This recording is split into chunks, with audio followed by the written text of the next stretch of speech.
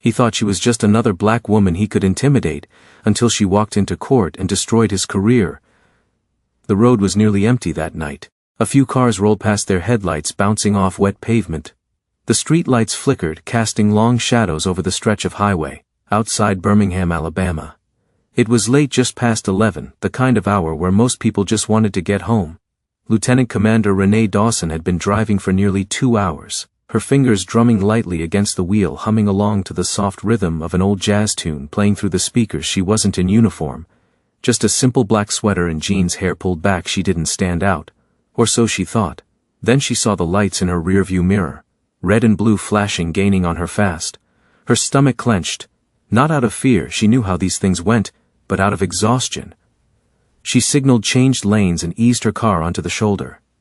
She put the car in park, took a slow breath, and kept both hands where they could be seen. She had been in the military long enough to know the drill.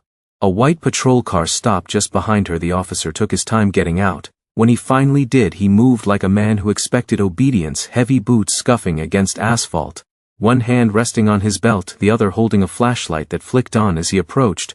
She turned her head slightly, watching him through the side mirror. The name on his badge caught the light: Briggs, license and registration. No greeting, no explanation. His voice was flat, practiced, impatient. Renee met his eyes in the mirror, then reached slowly into the glove compartment, pulling out her documents. "Was I speeding, officer?" she asked, her voice steady. Briggs didn't answer right away. He took the papers from her hand, holding them just out of reach as he gave her car a once-over. "Tail lights out," he said. She frowned. "That can't be right." Briggs finally looked at her. "Are you arguing with me?" A beat of silence passed. Renee could feel the shift in the air, that quiet, unspoken moment, where power met resistance, and one side expected the other to cave. She'd seen it before, in briefings on bases overseas, in training exercises meant to prepare sailors for the world outside the Navy. She knew better than to push, but she also knew her rights. "I'm just saying," she replied, voice calm. "My taillights were checked a few weeks ago, but if there's an issue I can get it fixed." "Step out of the car." Briggs cut her off like he hadn't heard a word. Renee exhaled slowly. She glanced toward the traffic ahead. No witnesses. She tapped her fingers against the steering wheel once, then reached for the door handle. "Mind telling me why?" she asked. Briggs tilted his head, smirking. "Because I said so." She let that hang in the air for a second, then unbuckled her seatbelt and pushed the door open. The night air was cooler than she expected.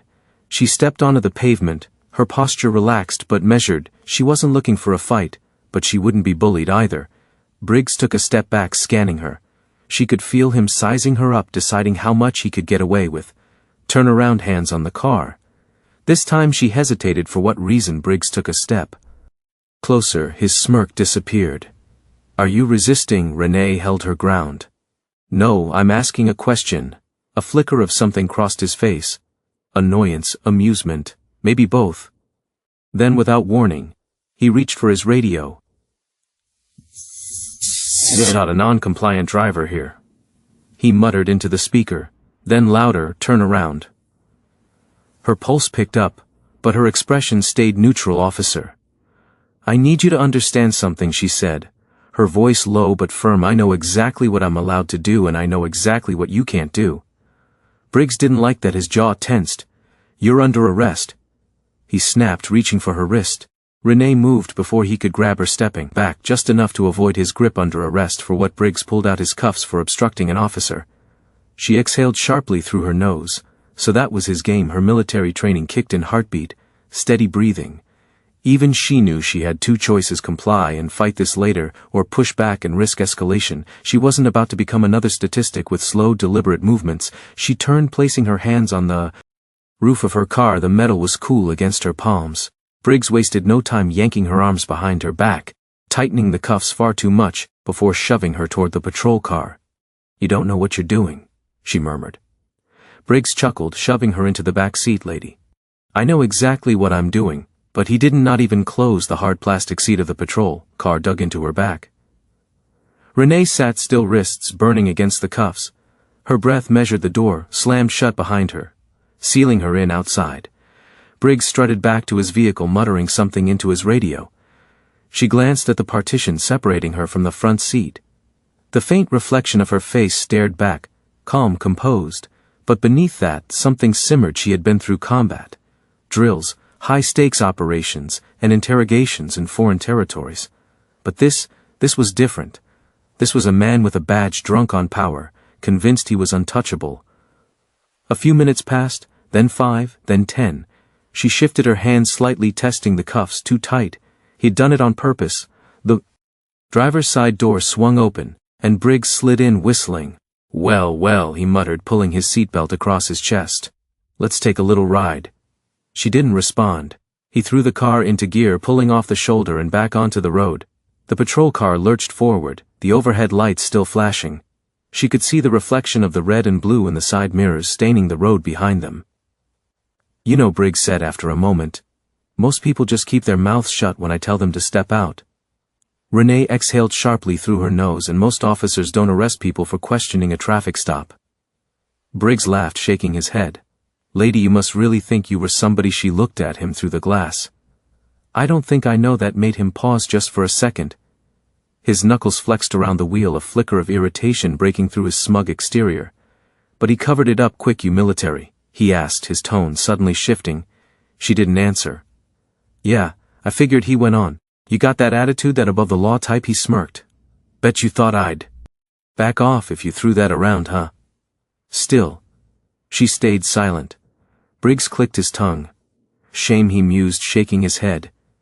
"If you just kept your mouth shut, we could have avoided all this." Her jaw tightened, the audacity of it, as if his actions were somehow her fault.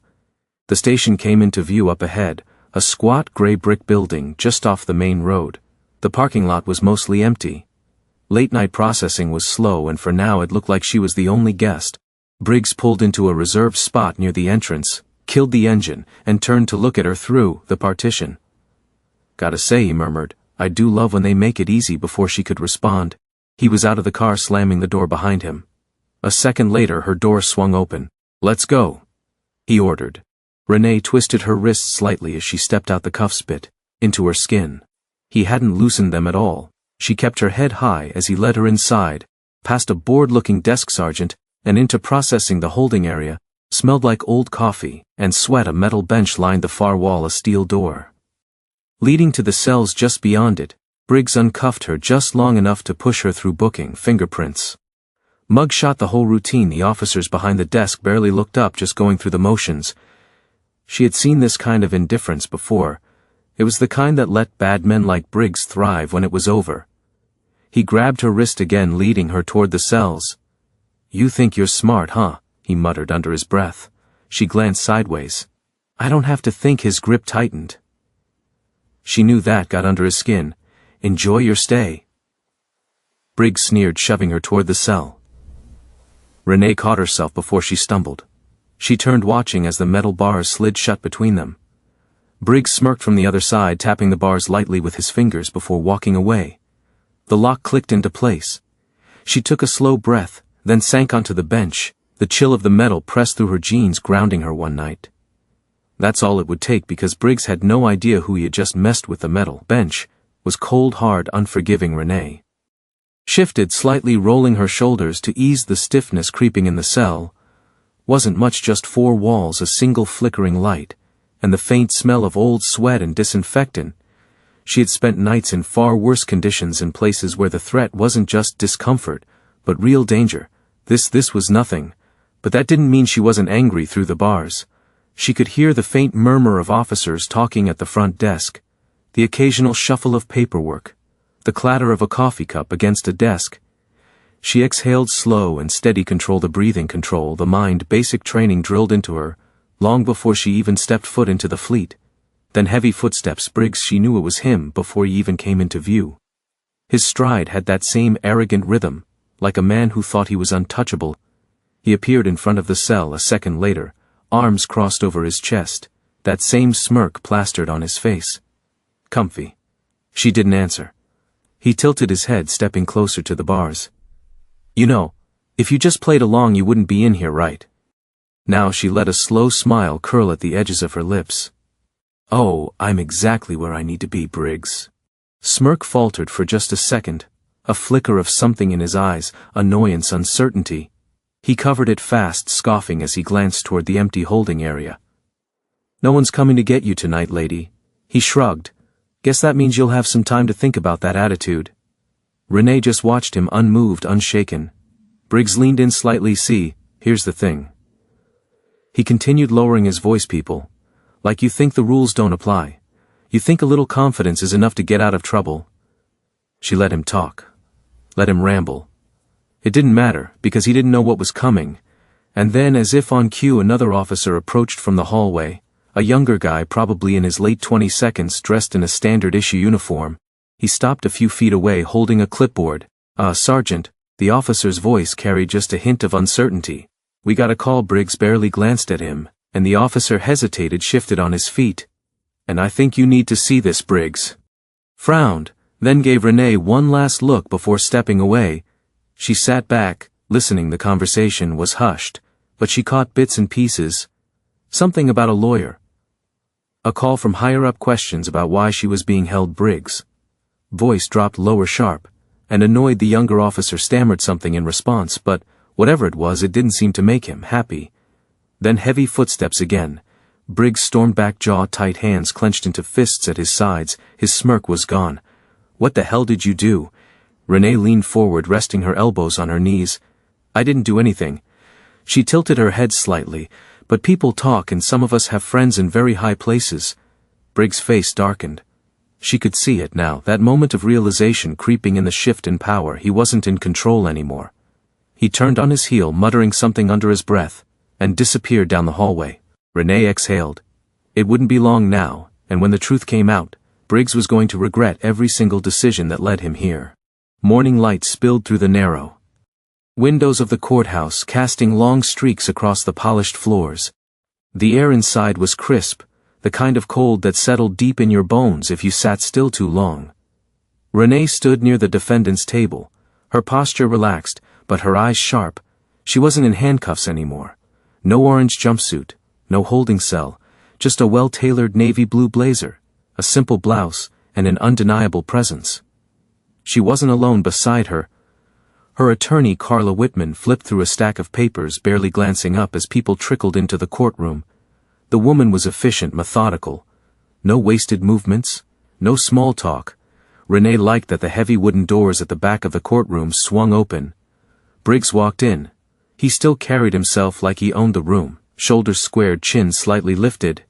But there was a difference now, a stiffness in his step, a flicker of something in his expression that hadn't been there before.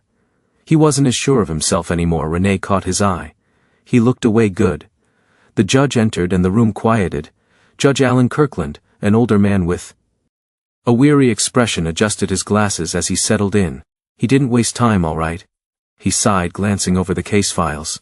"Let's get to it." The prosecutor, a middle-aged man with neatly combed hair, cleared his throat. "Your Honor, we have reason to believe that the defendant, Lieutenant Commander Renee Dawson, was unlawfully detained without probable cause. Furthermore, new information suggests a pattern of misconduct involving the arresting officer, Sergeant Daniel Briggs." A murmur rippled through the room. Briggs shifted in his seat, jaw tightening. The judge peered at him over his glasses. "Sergeant Briggs, care to explain?" Briggs leaned forward, clearing his throat. "Your Honor, the defendant was uncooperative during a routine traffic stop." The prosecutor cut him off. "Uncooperative?" He turned, lifting a document from the table. "Lieutenant Commander, Dawson's record shows a distinguished military career, graduate of the Naval Academy. Multiple commendations. No criminal history. No outstanding citations. Are you telling me that despite all this, she was such a threat that you had to arrest her over a broken taillight?" Briggs opened his mouth, then shut it. The silence stretched. The prosecutor continued, flipping through his papers. "Additionally, an internal review of your arrest history shows a disproportionate number of traffic stops involving black drivers in this district." The murmurs grew louder. Briggs's face darkened. Judge Kirkland set his file down with a sigh. "Sergeant, I don't like what I'm hearing." Briggs sat back, crossing his arms. She resisted. The prosecutor raised an eyebrow. "The body cam footage says otherwise." Another ripple of noise moved through the room. Briggs looked at the judge, suddenly more defensive. "I was following standard procedure." Judge Kirkland wasn't buying it. He glanced toward the bailiff. "Let's play the footage." A screen lowered at the front of the courtroom, a video began to play. Renee didn't turn to watch, she had lived it. Briggs barking orders, her calm voice, the unnecessary escalation, the smug way he tightened the cuffs. The room was dead silent when the footage ended. Judge Kirkland leaned forward, steepling his fingers. "Sergeant Briggs, you violated protocol, you conducted an unlawful arrest, and you failed to report the full details in your initial statement." Briggs opened his mouth, but the judge wasn't done. "The charges against Lieutenant Commander Dawson are hereby dismissed." His gavel came down sharp and final. "And I strongly suggest an internal investigation into Sergeant Briggs." Conduct. The tension in the room snapped like a pulled rubber band. Briggs looked like he had been punched in the gut, his face flushed red, hands clenched into fists at his sides. Renee simply exhaled, slowly, controlled. She never had a doubt as she stood collecting her things. She glanced toward Briggs. One last time their eyes met. No words were exchanged.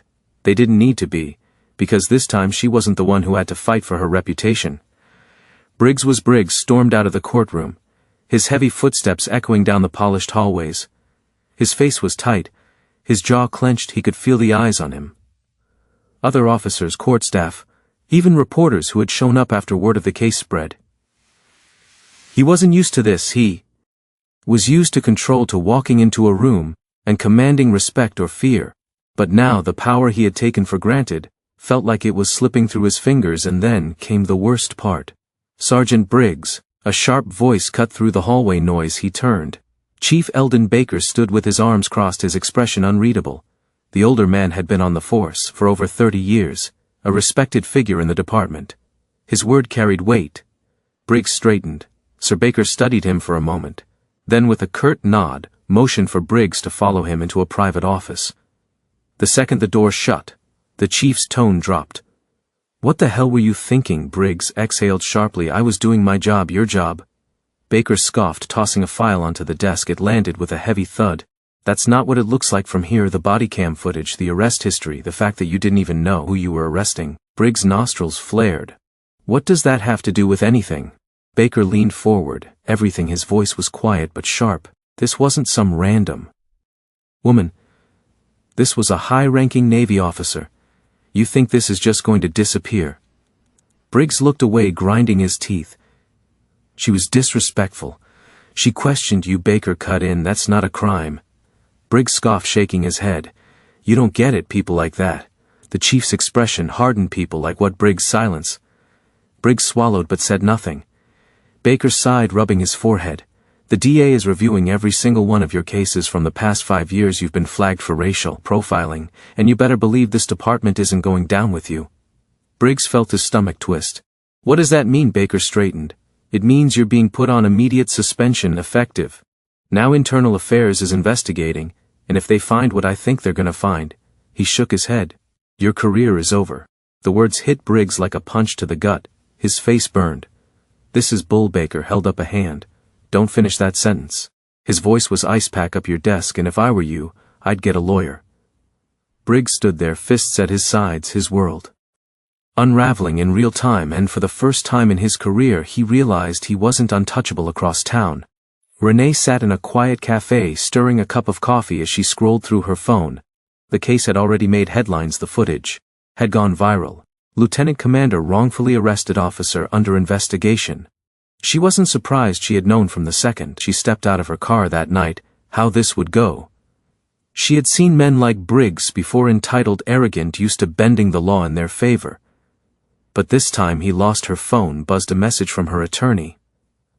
"Briggs has been suspended, might face charges." Renee took a slow sip of her coffee. "Good." She glanced out the window, watching the city move on around her. The fight wasn't over. Not for her. Not for the people Briggs had likely hurt before. But today was a win. The crisp afternoon air carried the scent of fresh rain as Renee stepped out of the cafe. The weight of the past 24 hours should have lingered on her shoulders, but it didn't. She walked with the same confidence she always had, head high, step steady. Her phone buzzed again. This time it was a number she recognized. She sighed, then answered. "Captain, Lieutenant Commander." The familiar voice greeted her. "I assume you've seen the news." "I have." A brief silence then. "And how are you feeling?" Renee glanced at her reflection in a nearby storefront window. She saw no signs of defeat, No cracks in her composure. I feel like I did exactly what I was supposed to do, she replied. The captain's voice softened. That's what I thought you'd say. A pause. The Department of Defense has taken interest in your case. Don't be surprised if they ask you to speak on it. Renee exhaled through her nose. Not sure I'm interested in being a headline. You already are, the captain countered. And whether you like it or not, what happened to you is a reflection of something bigger. She knew that she had always known that Briggs wasn't an isolated case. He was part of a system that had allowed officers like him to operate unchecked for years. This wasn't just about her, it was about the dozens, maybe even hundreds of people who had been in her shoes, but didn't have the rank, the legal team, or the voice to fight back. Renee leaned against a streetlight watching the traffic move by. This isn't the first time something like this has happened, she said, and it won't be the last. No, the captain agreed, but it's the first time Briggs is facing consequences, and it's because you didn't back down. Renee closed her eyes for a second, letting those words settle. She didn't back down. Not when Briggs pulled her over. Not when he tried to intimidate her. Not when the cuffs tightened around her wrists. Not even when she spent the night behind bars knowing full well the deck had been stacked against her. She had stayed firm, and now she had won. The captain cleared his throat. One last thing, he added, you might be getting a call from the mayor's office. Renee's eyebrows lifted. Oh, seems they want to recognize you for handling the situation with professionalism and grace. She smirked. Now that's ironic. The captain chuckled. You gonna accept it? Renee thought for a moment, then shrugged. I'll think about it. She ended the call and tucked her phone back into her pocket. Across the street, a mother walked with her young son, his small hand wrapped tightly around hers. He was laughing about something carefree, full of life. Renee watched them for a moment.